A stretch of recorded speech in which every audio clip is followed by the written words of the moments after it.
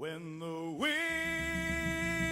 of the Spirit blows, warrior, come on and ride the wind. When the wind of the Spirit blows, warrior, come on and ride the wind. When the wind of the Spirit blows, warrior, come on and ride the wind.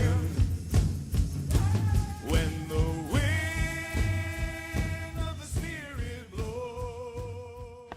You have to make it your passion every day that your eyes awaken to open that Word of God and seek out His glory.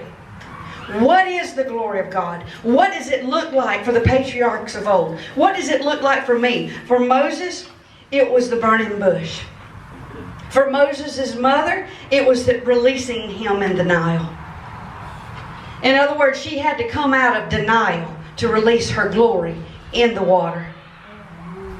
And when she released that baby in the frigid waters of the Nile, the crocodiles were in there, the pythons were in there, the piranhas were in there. But God said to release that child. If you want to see this child live when every other child in Egypt is being killed by Pharaoh, if you want to see your offspring become your own spring, then you have to release that child out of your denial.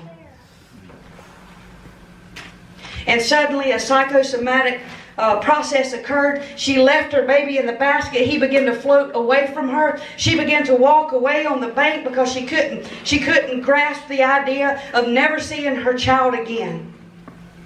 And then suddenly Moses began to cry, and he was only 3 or 5 months old. I don't remember what the Word of God says. I think it's between 3 and 5 months old. So that meant he was still on the breast. So a psychosomatic process occurred when that separation came. I wish I had somebody to help me right here. When that mama came away from that baby, God had already prepared in her body a psychosomatic process that occurred, that when she was on the riverbank and he was downstream, that she heard the cry of her child and her body began to produce the milk.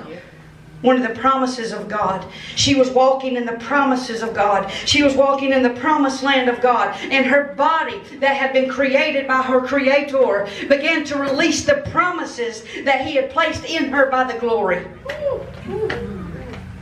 And the next thing you know, that mother had her baby back on her chest and sucking from her breast by mealtime. Moses didn't even miss a meal. Can you hear what I'm saying? He didn't even miss a meal, and Pharaoh sent a pigeon to the mother of Moses and paid her for feeding that baby that he had decreed and declared death over. He was now paying a woman to nourish the promise of God. God will use your enemies to finance His kingdom.